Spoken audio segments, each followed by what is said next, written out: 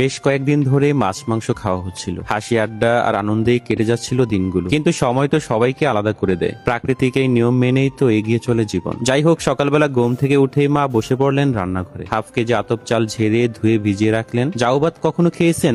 আজ মা সেই সহজ অথচ ভীষণ আপন একটা রেসিপি করবেন। ভাত রান্নার মতোই, শুধু লবণ দিয়েই রান্না, আর পাশে মরিচ ভর্তা বা শুটকি ভর্তা হলেই জমে যায় পুরো আয়োজন। শুটকির আঁশ ছাড়াতে চুন দিয়ে পরিষ্কার করলেন মা। গ্রামের এই ছোট ছোট নিয়মেই লুকিয়ে থাকে আসল স্বাদ। চাল সিদ্ধ হয়ে যখন ক্ষয়ে গিয়ে মাখো মাখো হয়ে যায়, ঠিক তখনই নামিয়ে নিতে হয় জাউ ভাত। আজ মা 3টা বাঁশপাতা শুটকি পরিষ্কার করে কচু পাতায় মুড়িয়ে তাওয়ায় ভেজে নিলেন। এই শুটকি ভর্তা সাধারণ খাবারের স্বাদু কয়েক গুণ বাড়িয়ে দেয়। শুকনো মরিচটা টেলে নিলেও হয়, আবার কাঁচা মরিচ দিয়েও করা যায়। তবে যেভাবেই হোক একটু সময় নিয়ে বানাতে হয় ভর্তাটা। এরপর শুরু হয় পাটাপুতার সেই চেনা শব্দ। শিলপাটায় আগে মরিচ বাটা, তারপর শুটকি। বাঁশপাতা শুটকিতে কাটা একটু বেশি থাকে, তাই মা সবসময় আগে বড় কাটাগুলো তুলে ফেলে দেন, বাকিগুলো বাটার সাথে নরম হয়ে মিশে যায়। সবশেষে পেঁয়াজ আর লবণ মিশিয়ে নিলেই তৈরি হয়ে যায় সেই দারুণ স্বাদের শুটকি ভর্তা। পেঁয়াজটা একটু আধা বাটা করে বাটলেই স্বাদটা আরো জমে ওঠে। জাউ ভাত গরম গরম খেতেই সবচেয়ে ভালো, ঠান্ডা হলে সেই মজা আর থাকে না। আপনারা কে কে জাউ ভাত খেয়েছেন অবশ্যই কিন্তু কমেন্টে জানাবেন। ভালো লাগলে ভিডিওটা শেয়ার করে দিবেন, আর যারা এখনো খাননি আমার রেসিপিটি ফলো করে অবশ্যই ট্রাই